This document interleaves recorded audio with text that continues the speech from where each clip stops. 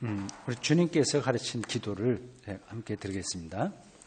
하늘에 계신 우리 아버지 이름을 거룩하게 하시며 아버지의 나라가 오게 하시며 아버지의 뜻이 하늘에서 같이 땅에서도 이루어지게 하소서. 오늘 우리에게 일용할 양식을 주시고 용서해 준 것 같이 우리 죄를 용서해 주시고 우리를 시험에 빠지지 않게 하시고 악에서 구하소서. 나라와 권능과 영광이 영원히 아버지의 것입니다. 아멘. 오늘 고린도서 공부 마지막 시간입니다. 1월 첫 번째 1월부터 시작했어요. 금년 들어서 고린도전서 1장 시작했는데 이제 11월 거의 이제 마지막 들어와서 오늘이 11월 20일이죠. 마치게 됐습니다. 뿌듯합니다. 고린도 후서 13장입니다. 앞에서도 우리가 읽으면서 느끼기도 했고 제가 여러 번 설명을 했는데 2000년 전 이 일종의 편지예요. 2000년 전, 자그마치 2000년 전입니다. 대단한 거 아니겠어요?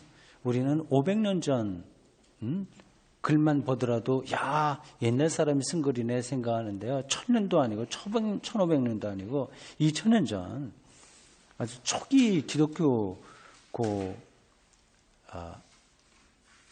사도의 한 사람 이 바울의 글을 읽는다는 게 얼마나 놀라운 일입니까? 참 이게 다 아시겠죠? 그게 다 없어질 수도 있었던 거예요. 이걸 누가 간직할 필요가 뭐가 있습니까? 근데 그게 살아남은 거 아니겠어요? 거기 이제 정말 성령의 놀라운 역사가 있으셨다. 이렇게 고백하고 하나님의 특별한 섭리다 생각하는 겁니다. 이게 우리 기독교인들에게는 하나님의 말씀인 경전으로서 최고의 권위가 있죠. 그러나 일반 다른 사람들에게도 이거는 문학적으로도 그렇고 여러 가지 고문서로서 대단한 의미가 있는 겁니다. 그러니까 모든 우리 삶의 중요한 내용들은 고전에 있다고 하지 않습니까? 그러니까 이거는 고전 중에 고전. 특별히 우리가 기독교인이기 때문에 여기서 우리 신앙과 우리의 삶의 모든 문제들의 를 이제 풍요롭게 할 수 있는 샘물과 같은 거다 생각하시면 됩니다. 여기서 우리가 느꼈습니다만은 정말 바울이 어떤 상황에서 이 편지를 썼는지가 아주 실감이 돼요. 제가 여러 번 반복하는 얘기입니다만은 그냥 조그만 골방에 앉아서 자기가 연구해갖고 막 대단한 종교적 진리를 쓴 게 아니라 아주 실제적인 교회 문제를 갖고 씨름하면서 충고도 하고 그리고 매달리기도 하고 하면서 그렇게 쓴 거예요. 좀 살아있는 거란 말씀입니다. 마지막에 13장 이거 짧죠. 이 두 번으로 나눠서 보겠습니다. 1절에서 10절까지 보고요. 그 다음에 11절에서 13절은 마지막 결론 부분입니다.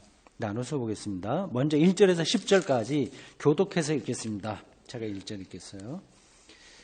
내가 이제 세 번째 너희에게 가리니 두세 증인의 입으로 말마다 확정하리라.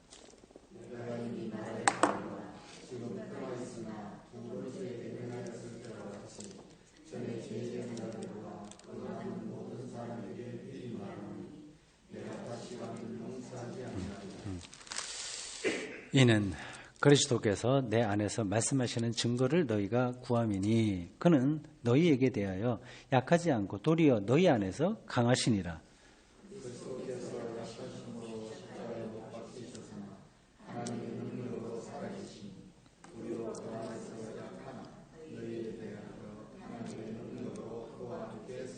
너희는 믿음 안에 있는가? 너희 자신을 시험하고 너희 자신을 확증하라. 예수 그리스도께서 너희 안에 계신 줄을 너희가 스스로 알지 못하느냐? 그렇지 않으면 너희는 버림받은 자니라.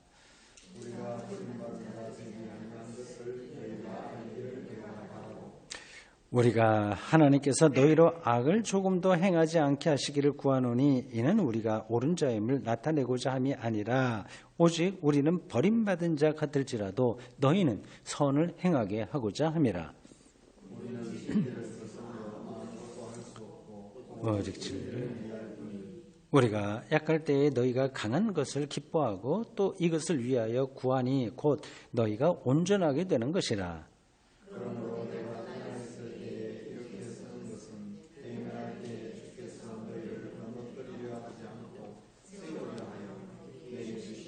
그분을 따라 아멘. 네. 그 1절에 세 번째 갈 계획을 말하고 있습니다. 이는 곧 바울이 최소한도 2번은 이미 고린도에 갔다는 얘기입니다. 첫 번째 간 것은 사도행전에 나와 있는 대로 교회를 설립하기 위해서 간 거예요. 복음 처음으로 한 번 갔습니다. 고린도에 가서 교회가 설립이 됐습니다. 한 번 갔고 그 다음에 몇 년 있다가인지 정확하게 제가 연구를 하지 않았는데 하여튼 조금 있다가 2, 3년, 1, 2년 뭐 있다가 다시 한번 들렸습니다. 그때는 나빴어요, 상황이. 바울이 처음에 복음을 전도해서 잘 전한 내용들이 이제 다른 사람들이 와서 회방을 놓은 거예요.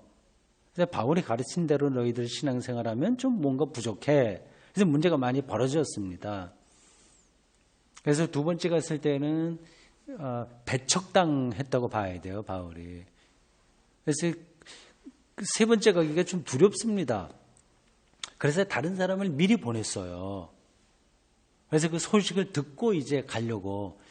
고린도 교회 가서 또 두 번째 갔을 때처럼 싸우고 말이지. 상황이 더 나빠지면 가지 않는 만이 못하지 않습니까? 애매한 상태에서 그 다른 제자 디도하고 몇 사람을 보내는데 다행스럽게도 좋은 소식이 온 거예요. 근데 바울 입장을 고린도 교회에서 많이 받아들였습니다. 그래서 이제 세 번째 가려고 다짐을 하고 가기 전에 다시 한 번 더 편지를 쓴 겁니다.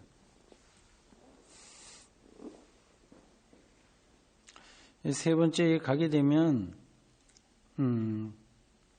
가서 여태까지 문제가 되던 거를 내가 다 확정하겠다. 그렇게 1절에서 말합니다. 2절 보십시오. 바로 앞에서 제가 말씀드린 내용이 그대로 나와 있습니다.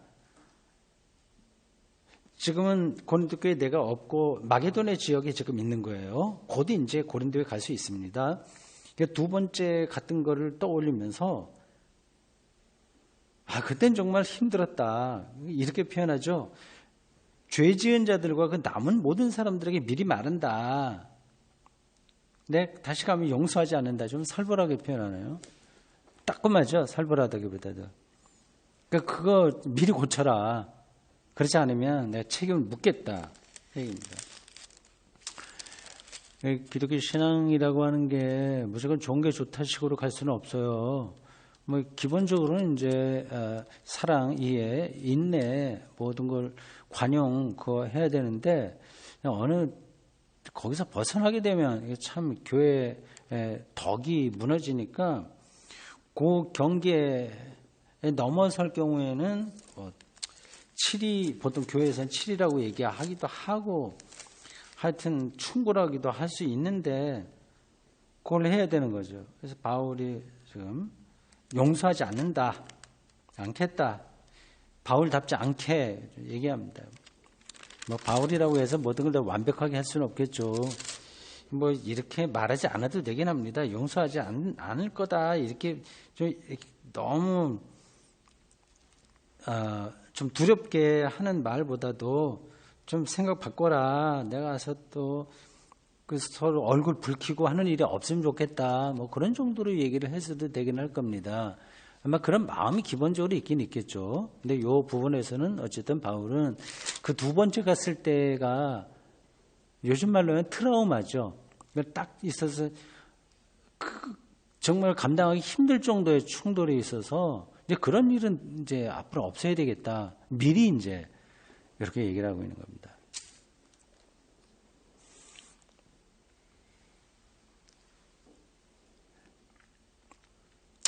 뭐 3절, 뭐 4절, 뭐 특별히 어려운 말씀 없어요.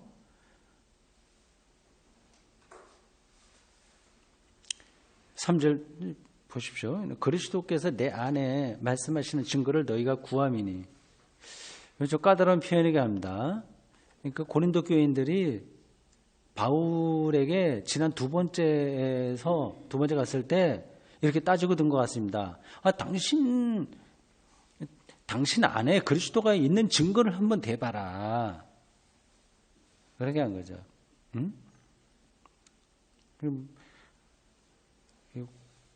그래, 비유적으로 하면 목사를 향해서 당신이 그 설교를 한다고 하는데 그 증거를, 그 하나님의 말씀을 당신이 그렇게 설교할 수 있는 권위가 있는지, 아니면 정말 하나님의 말씀대로 설교하고 있는지 아닌지 증거대라.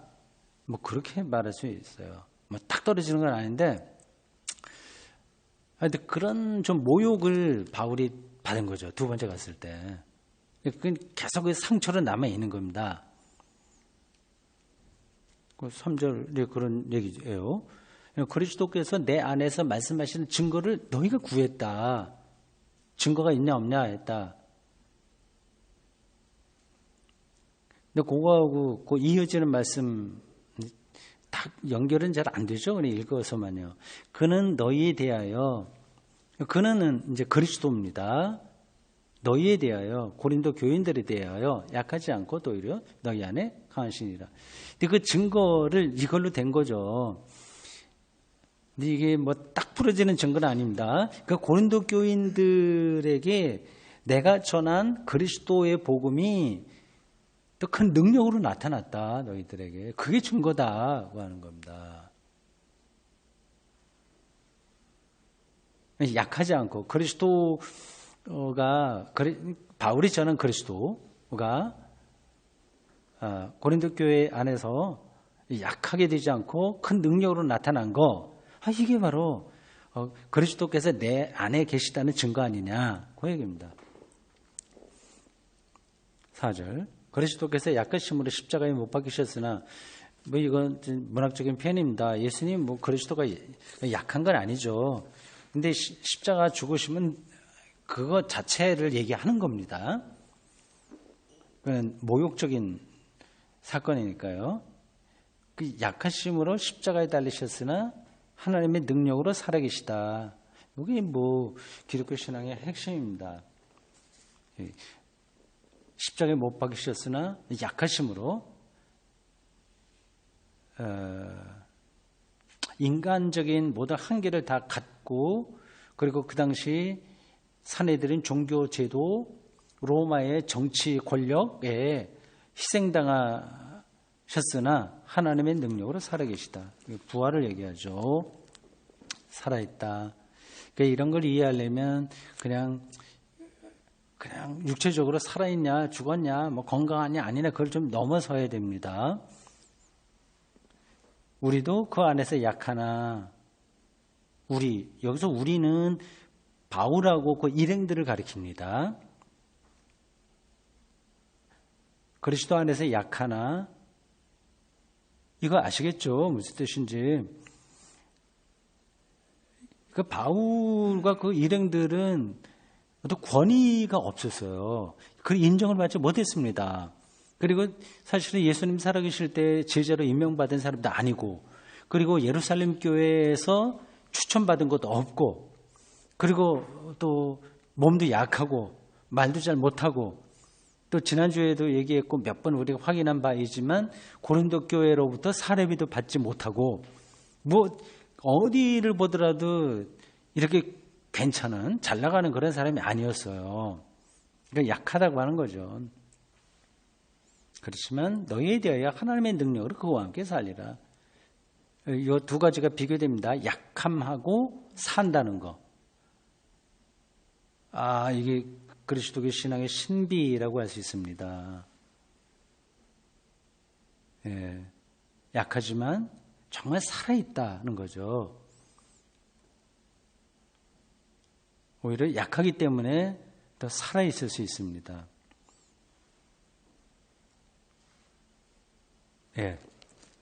5절 너희는 믿음 안에 있는가? 너 자신을 시험하고. 그 3절에서는 고린도 교인들이 바울에게 또 증거대라 이렇게 얘기한 거를 확인하고 이제 다시 바울은 거꾸로 이제 고린도 교인을 향해서 너희들 믿음이 있는지 한번 너 자신을 시험해봐.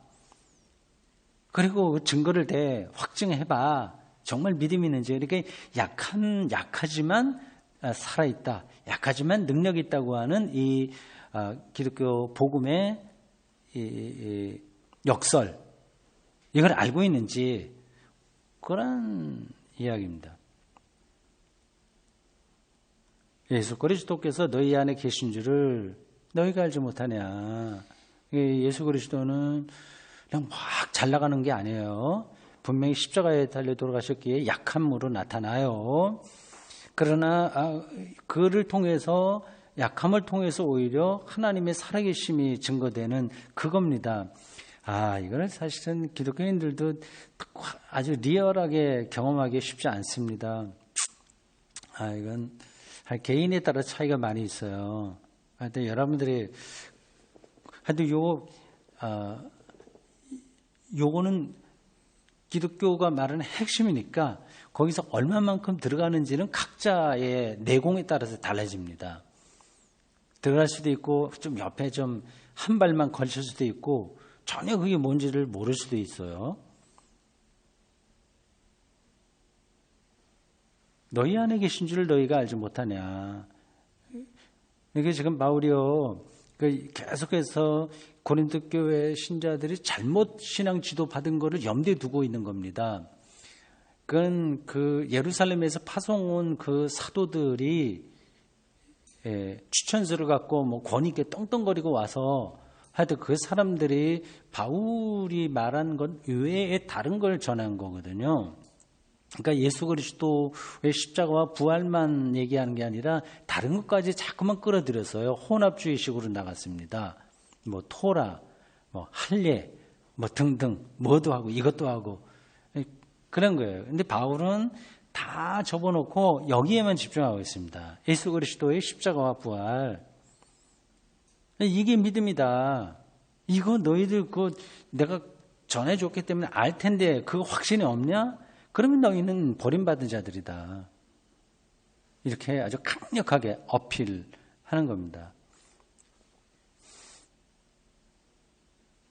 6절 여기 버림받았다는 말이 그 5절 마지막 부분 그 6절에도 나오고 7절 뒤에도 나옵니다.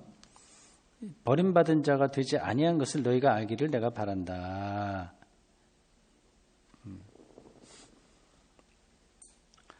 복음 안에 있다는 얘기입니다. 이것도 문학적인 표현이에요. 버림받고 안 받고 뭘 어떻게 알겠습니까? 복음의 능력 안에 있는 걸 가리켜서 버림받지 않았다 이렇게 얘기하는 거예요. 믿음으로 의로워지고 종말의 희망을 얻고 성령의 다스림을 받고 약하지만 하나님의 살아계심의 능력 안에 살아간다는 거 이게 복음 아니겠습니까? 그렇게 사는 사람을 가리켜서 버림받지 않았다 이렇게 표현하는 거죠.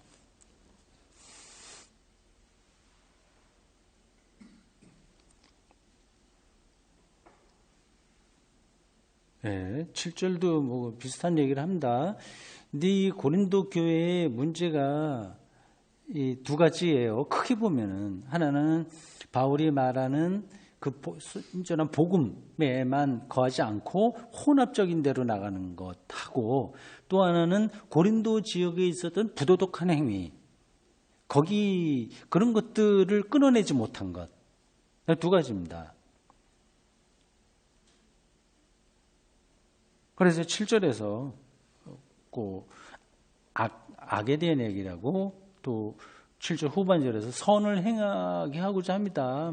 이 복음을 순전하게 잘 따른다고 하는 것은 그저 느낌으로만 관념으로만 그렇게 하는 게 아니라 실질적으로 삶이 새로워지는 거다. 그걸 말하는 거죠.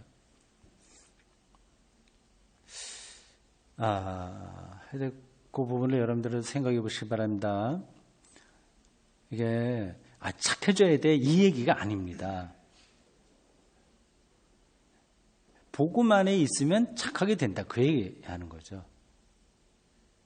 거짓말을 하나 하냐 안 하냐 그 말이 아니라 그 삶의 그 방향성이 어디 있냐 그리고 어떻게 더 성화돼 가냐 하는 그 방식이 도덕적으로 열심히 노력해서 뭐를 잘 교양 있게 뭐 해봐야지 그게 아니라 이제 복음 예수 그리스도의 십자가 부활 여기에 있게 되면 자연스럽게 삶의 열매가 나타난다는 거죠. 근데 이게 구별이 잘 안 됩니다. 그래서 좀 혼란을 느끼기도 하는데 하여튼 바울은 그걸 뚜렷하게 아주 확실하게 붙들고 전하고 있습니다.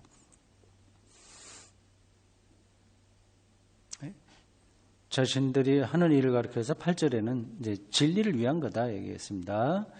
그건 넘어가시고요. 9절 다시 약할 때 너희가 강한 것을 우리가 약할 때 이건 실제적으로 고린도 교회에서 별로 바울은 대접받지 못했습니다. 인정받지 못했습니다. 그렇지만 너희가 강하게 된 것, 뭐 그거 좋다. 쭉 그런 얘기를 하고 있습니다. 10절 거의 이게 마지막 그 이야기입니다.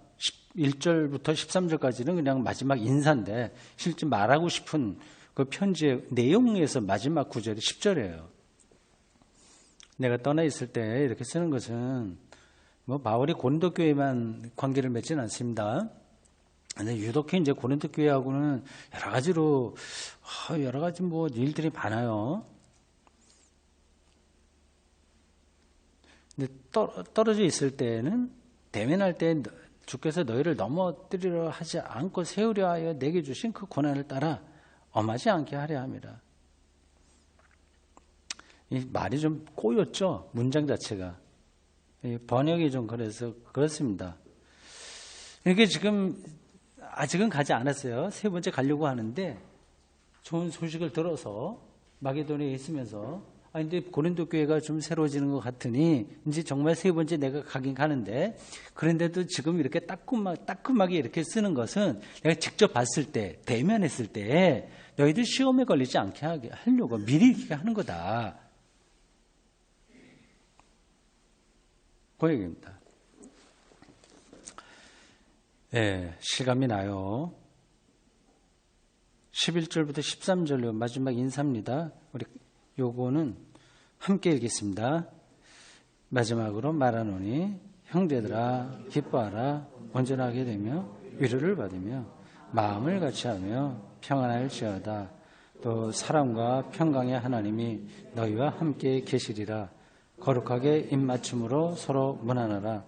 모든 성도가 너희에게 문안하느니라. 주 예수 그리스도의 은혜와 하나님의 사랑과 성령의 교통하심이 너희 무리와 함께 있을지어다. 아멘.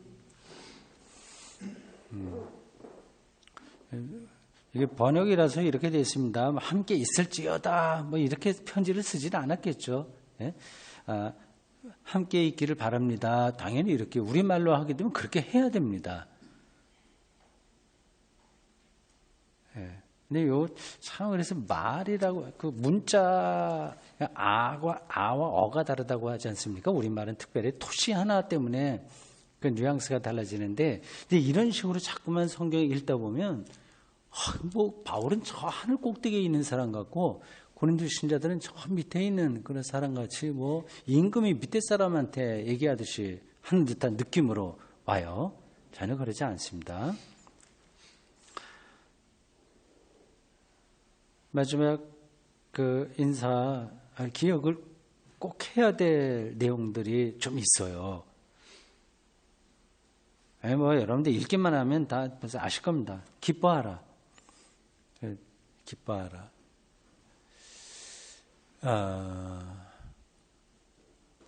어떤 조건 때문에 기뻐하는 게 아니라 하나님이 함께 하심으로 기뻐한다. 기뻐하는 거예요. 온전하게 되면. 지금 온전하다는 얘기예요? 그건 아닙니다. 온전해지라는 얘기죠. 과정이에요. 그걸로 가야 돼요. 점점. 죽기 직전까지 훨씬 이제 우리가 온전해져야 될 것 같습니다. 저도 이제 그런 과정이 있어요. 목사라는 그 직책을 하는 게 중요한 게 아니라 그 목사의 직책도 결국은 나의 구원에 해당하거든요. 얘가 그 과정을 통해서 얼마나 온전해지냐 하는 겁니다. 근데 죽기 전까지는 어느 누구도 완전하지는 못하는데 계속 그걸로 가야 됩니다. 그렇게 가려고 하는 사람과 아예 그거 생각하지 않는 사람하고는 큰 차이가 있습니다. 위로를 받으며 마음을 같이 하여. 고린도 교인들이 마음이 흩어졌어요. 갈라졌어요. 뭐 개바파다, 뭐 바울파다, 뭐 아볼로파다. 그 앞부분에 나오지 않습니까? 그런 것도 있고 뭐 굉장히 어수선했습니다. 마음을 같이 해라. 평안할지어다. 평화죠. 또 사랑과 평강의 하나님이 너희와 함께 계시리라. 이건 그냥 인사이긴 하지만 우리가 이렇게 살아야 될 당위성이 신앙적인 당위예요. 당위. 꼭 그래야 된다는 거예요. 당위.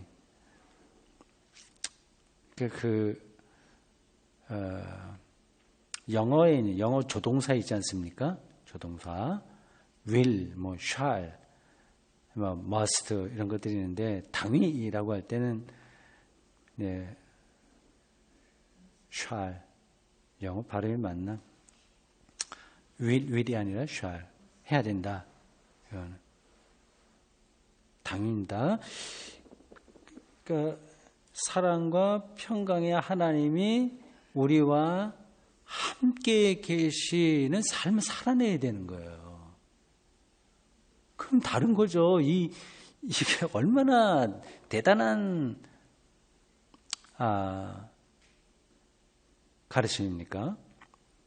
사랑과 평강의 하나님이 나와 함께 하는 삶을 내가 어떻게 살아내냐. 그건 우리들의 숙제입니다. 그게 가장 중요한 문제고요. 저 사람을 보면 그래 사랑의 하나님, 평강의 하나님이 함께 하시는 것 같아. 또 다른 사람의 평가를 받으려고 하는 건 아니겠으나 그런 게 우리의 삶에 드러나야 되는 거죠. 그게 이제 온전해지는 길입니다. 자, 13절 마지막 절입니다. 이게 이제 더 우리가 기억해야 될 구절입니다. 보시죠. 세 가지 나오죠. 예수, 하나님, 성령. 그럼 어떤 생각이 납니까? 삼위일체 생각이 나죠. 바울은 삼위일체 개념을 아직은 몰랐습니다.